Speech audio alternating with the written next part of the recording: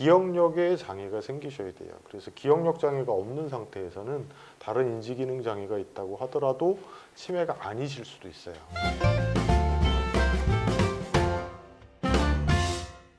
안녕하세요. 안녕하세요. 닥터진진의 치매 이야기의 박진호 원장입니다. 네, 닥터진진의 치매 이야기 이진혁 원장입니다. 네, 안녕하세요. 저희가 이제 오늘부터 좀 치매란 무엇인가부터 시작해가지고 치매에 대해서 전반적으로 좀 다뤄볼 거잖아요. 이 치매라는 병이 참 무서운 병이죠. 그 암보다도 더 무서운 병으로 꾸준히 지금 통계가 나오고 있고, 이런 치매란 질환에 대해서 이제 우리가 오늘은 과연 치매는 무슨 병이냐, 어떤 병이 치매냐라는 걸 좀 쉽게 편하게 좀 풀어드리려고 합니다. 원장님, 치매가 무슨 병입니까? 치매는 쉽게 말하면 뇌가 제 기능을 못하게 되는 상태고요. 세 가지 조건이 있습니다. 첫 번째로는 뇌가 퇴행성 변화가 나타나야 되고, 두 번째로는 뇌에서 기억력이 떨어져야 되고요. 그리고 그것 때문에 일상생활에 문제가 생기셨을 때 그거를 치매라고 하고요. 원인은 여러 가지가 되실 수가 있죠. 머리를 다쳐서도 뇌가 이제 문제가 생기실 수 있는 거고, 그렇죠, 네. 병 때문에 그러실 수도 있는 거고요. 그러니까 한 50가지에서 70가지 정도 질환이 치매를 일으킨다고 알려져 있는데요.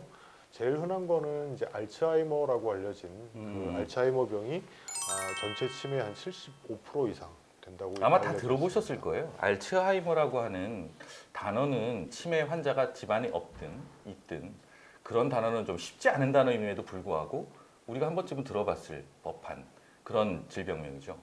결국 치매는 아주 쉽고 단순하게 풀어서 얘기하자면 뇌가 정상적인 기능을 못해서 일상적인 생활을 하는데 어려움이 생겨 있는 상태. 뭐 이렇게 정의하면 되겠습니다. 네네. 그렇게 보면 되겠네요. 되겠죠. 그럼 치매가 그런 병인데 그 병은 도대체 왜 생기는 걸까요? 제일 흔한 원인인 알츠하이머를 기준으로 말씀드리면요. 뇌에서 계속 노폐물이 생겨서 그게 쌓여 있는 상태라고 생각하시면 될 것 같아요. 현재 알츠하이머의 원인으로 많이 지목되는 게 베타아밀로이드라고 하는 단백질의 베타아밀로이드요. 변성, 그리고 타우 단백질이라고 하는 그 단백질이 변성되면서 뇌 세포를 이제 파괴하는 역할을 하게 되거든요.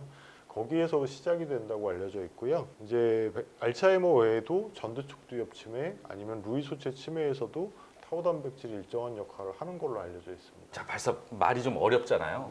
뭐 베타아밀로이드, 뭐 타우 단백질. 근데 사실 이게 가족 중에 누가 치매 환자분이 계시면 인터넷 같은 검색을 통해서 한 번쯤은 접했던 단어들이실 거예요. 근데 뭐 베타아밀로이드가 됐던 타우가 됐던 이게 사실 단백질이라고 하는 인체를 구성하는 아주 중요한 요소 중에 하나인 단백질이 뇌에 어떤 식으로든 역할을 하고 있는데 그중에 베타아밀로이드가 됐던 타우 단백질이라든 이게 있는 것 자체가 병은 아니잖아요. 네, 그렇죠. 네. 원래는 있을 그게 수밖에 없는 정상이죠. 것이고 원래 정상적인 뇌에서도 목격되는 것인데 치매 환자들의 뇌를 이렇게 파헤쳐 보니 베타아밀로이드가 너무 많아져 있다든지 침착이 너무 많다든지 타우 단백질의 뭐 형태가 이상 현상이 벌어져서 뭐 신경절이 끊어져서 뇌 기능에 서로 신호를 전달해 줘야 세포들은 항상 무슨 신호를 주고받아야 되는데 그 문제가 생겼다는 얘기잖아요. 그렇죠. 그러면 그 정도까지는 저희들이 좀 알게는 됐네요. 그런데 네. 왜 이렇게 참 치매라는 병이 여전히 힘든 병이 될 수밖에 없는 걸까요? 그게 그런 변성이 우리 몸 스스로가 원래는 치유작용이라는 게 있지 않습니까? 모든 세포는. 근데 치매는 뇌세포는 그것이 어렵다라는 거잖아요. 사실은요, 이제 2012년, 그러니까 알려진 지가 얼마 안 됐는데요. 뇌 글림프 시스템이라고 하는 자가 청소 기능이 있다는 게 알려졌어요. 자가 청소 기능. 네네네. 이 말도 좀 어렵네요. 근데 그러니까 자가 청소 기능이라고 하면 제가 아까 좀 전에 말씀드렸던 자가 치유하고 좀 비슷한 내용으로 이해하면 거의 되겠죠? 같은 내용입니다. 네. 그러니까 노폐물을 청소하는 기능이 있다는 게 알려졌고요. 네. 그게 이제 뇌척수액이라는 뇌를 싸고 있는 물 같은 액체죠. 충격으로부터 네네네. 뇌를 보호하기 위해서 완충작용을 하는 빵 하고 맞아도 물이 이렇게 완충작용을 해서 뇌에 직접적으로 큰 충격이 안 가도록 하는 그 작용을 하는 거 네네. 말씀하시는 거죠? 네. 그 액체가 저희가 해부학 배울 때만 해도 그 작용 말고 별게 없다, 잘 모르겠다 이렇게 나와 있었거든요. 근데 실례지만 우리 이 원장님 해부학 배운 지가 얼마나 되신 겁니까? 한 30년쯤 되는 것 같아요. 어유 생각보다 많이 안 되셨네요. 네.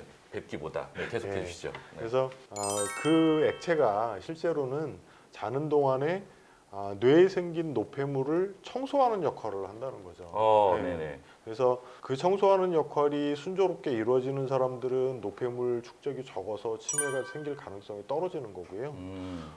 그 청소가 잘 안 되는 사람들은 계속 노폐물이 쌓이게 되니까 결국에는 이제 치매가 생긴다고 하는 거죠. 결국은 이 원장님 말씀을 들어보거나 저도 따로 치매에 대해서 그 관련한 여러 뭐 의학 저널이 됐던 아니면 논문이 됐던 외국에서도 뭐 유수의 연구기관들에서 치매 관련된 논문들이라든지 연구 결과들을 계속 지속적으로 발표하고 있잖아요. 네네. 그런 내용들을 지속적으로 접하다 보면 또 새로운 것이 발견되고 또 새로운 것이 발견되고 하는 걸 알 수 있잖아요. 네네. 결국 말씀하신 것처럼 그렇게 별다른 기능을 안 할 거라고 불과 20, 30년만 해도 그 기능에 대해서 특별하게 알려진 것이 없었던 뇌의 어떤 조직학적인 특징이 결국은 치매에 관련된 어떤 발병이라든지 발전이라든지 하는 것에도 지대한 영향을 줄 수 있다는 게 밝혀진 거 아니겠습니까? 그렇죠. 네. 저는 이런 게 새로 밝혀졌다는 것 자체도 사실 놀라웠어요. 많이 이제 의학이 발전했는데 어떻게 그런 걸 전혀 몰랐을까라는 생각도 들었는데요. 지금도 아직은 뇌에 대해서 아는 것보다 모르는 게 더 많다는 생각을 합니다. 아마 뭐 저희가 다시 한번 다루게 될 치매 치료제 개발에 관련된 것에서도 아마 이런 부분의 대화가 조금 필요할 것 같아요. 그러니까 왜 치매 치료제는 개발이 잘 되지 않고 여태까지 이런 거지? 라고 하는 생각을 했을 때 그때 이유 중에 하나가 그것일 수가 있기 때문이죠. 그래서 뭐 그 부분은 다시 한번 잠깐 언급할 기회가 있게 될 겁니다만은 아무튼 치매라고 하는 병이 무엇이냐라고 하는 것을 결론적으로 생각해 본다면 인체에서 가장 복잡한 구조 또 현대의학이 아직 가장 미답의 상태로 존재하고 있는 뇌라는 곳에 생기는 병변이고 뇌의 가장 본질적인 기능인 인지 기능 그러니까 무엇을 판단하고 생각하고 또 내 몸 여기저기 이렇게 움직여야 된다는 지시를 내리고 하는 중추적인 역할을 하는 그 기능에 문제가 생긴 질환 그래서 일상생활을 하는데 지장이 생길 수밖에 없는 그런 질환을 일컫는 것으로 결론을 내리면 되겠네요. 네네 그렇습니다. 그리고 처음에 말씀드렸던 조건 중에 하나 이제 되게 중요한 조건인데요. 기억력에 장애가 생기셔야 돼요. 그래서 기억력 장애가 없는 상태에서는 다른 인지 기능 장애가 있다고 하더라도 치매가 아니실 수도 있어요. 그렇기 때문에 세 가지입니다. 그러니까 뇌가 퇴행성 변화가 나타나고 기억력 장애가 생기고 일상생활에 문제가 생기는 거죠. 네, 알겠습니다. 그럼 그 세 가지로 치매라는 질환이 왜 생기고 또 치매라는 질환은 이러한 세 가지 말씀해 주신 그 세 가지의 문제들이 발생했을 때 우리가 치매라고 결론을 내릴 수 있겠다. 이렇게 정리를 하면 되겠네요. 네, 그렇습니다. 네. 자, 오늘 저희가 말씀드린 내용 좋으셨다면 또 치매에 대해서 관심 있으시거나 또 계속된 정보를 원하신다면 구독 눌러주시고 앞으로도 저희들의 정보 지속적으로 도움이 되셨으면 좋겠습니다.